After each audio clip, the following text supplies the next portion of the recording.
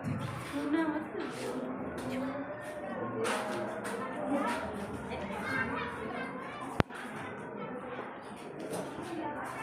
लोग पढ़ेंगे सबसे पहले रस।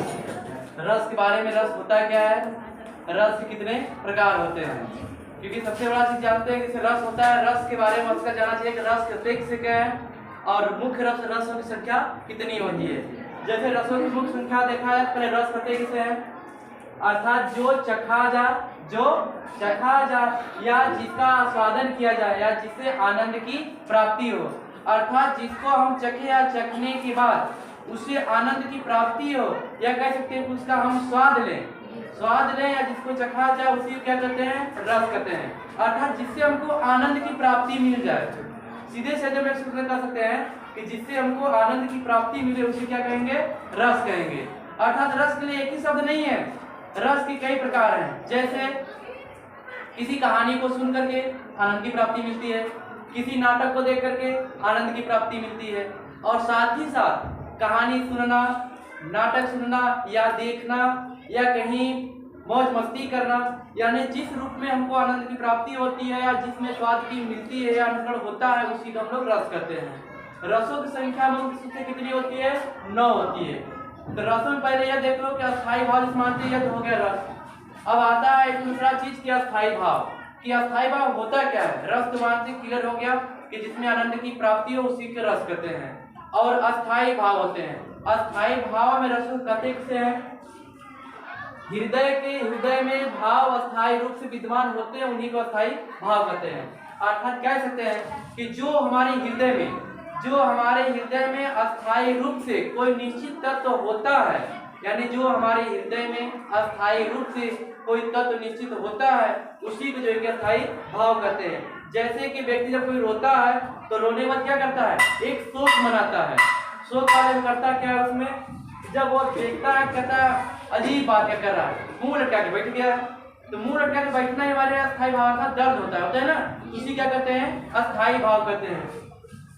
अस्थायी भाव में मुख्य रूप से अस्थायी भाव कह सकते हैं कि रसों की संख्या कितनी होती है, तो 9 होती है। कितनी होती है, 9।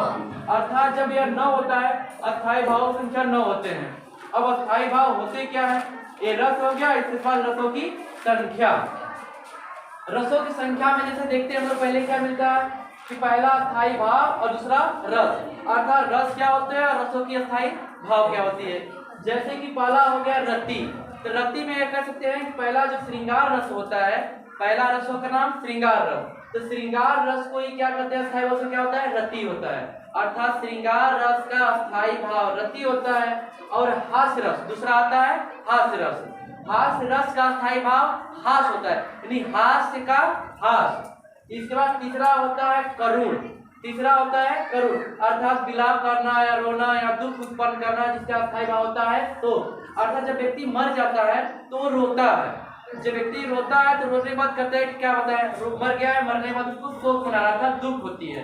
तो जो दुख होता है, जो व्यक्ति रुक करके किसी चीज को सोचता है उसी को हम लोग क्या कहते हैं, शोक कहते हैं। अब ये तो शोक हो गया। फिर चौथा हो गया रौद्र।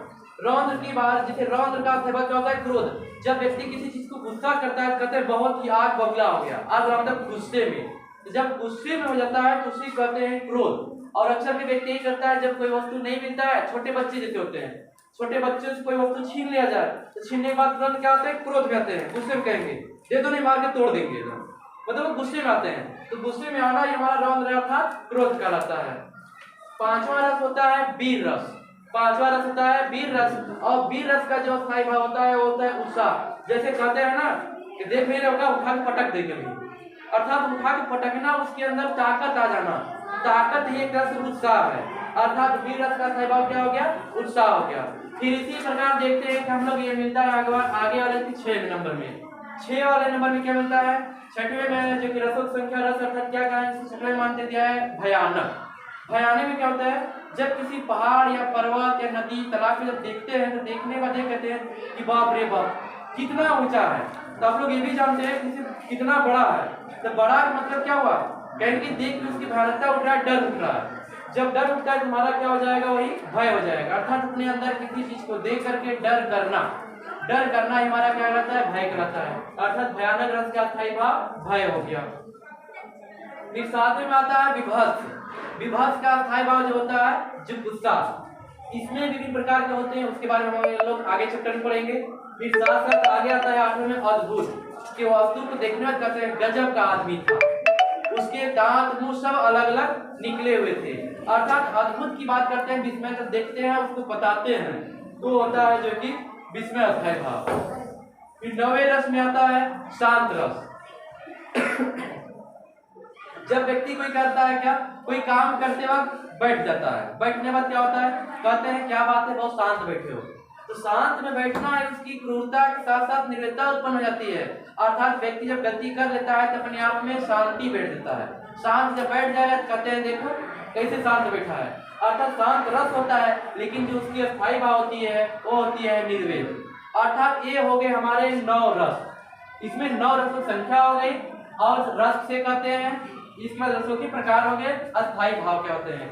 अब इस प्रकार से रसों में अलग अलग मिलेगा, रसों में अलग अलग मिलेगा, ठीक है। श्रृंगार रस किसे कहते हैं, वीर रस किसे कहते हैं, हास रस किसे कहते हैं।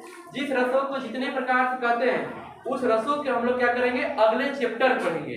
अगले चैप्टर में वीर रस किसे कहते हैं, हास रस किसे कहते हैं, कड़ोस किसे कहते हैं, सभी के बारे में हम लोग परिभाषा सहित अगले उदाहरण में जानेंगे। आज के लिए बस इतना ही कि रस क्या होता था, इसके बाद अस्थायी भाव क्या होते हैं, रसों की संख्या कितनी होती है। एकदम आसान तरीके में आराम से इसके रसों के भाव भी समझ सकते हैं, अस्थायी भाव भी समझ सकते हैं, और साथ ही साथ रसों की अस्थायी भाव कितनी उनकी संख्या होती है। तो खास तौर पर कहा जाता है कि आचार्यों के द्वारा, जो प्राचीन आचार्य थे उनकी मान्यता है कि हमारे रसों संख्या कितनी है, 9 है टोटल। इसी के साथ आज का ये क्लोज। फिर अगले चैप्टर में हम लोग पढ़ेंगे कि रसों की परिभाषा और 9 रसों के बारे में जानेंगे, जी क्या होता है रस, कितने प्रकार के होते हैं।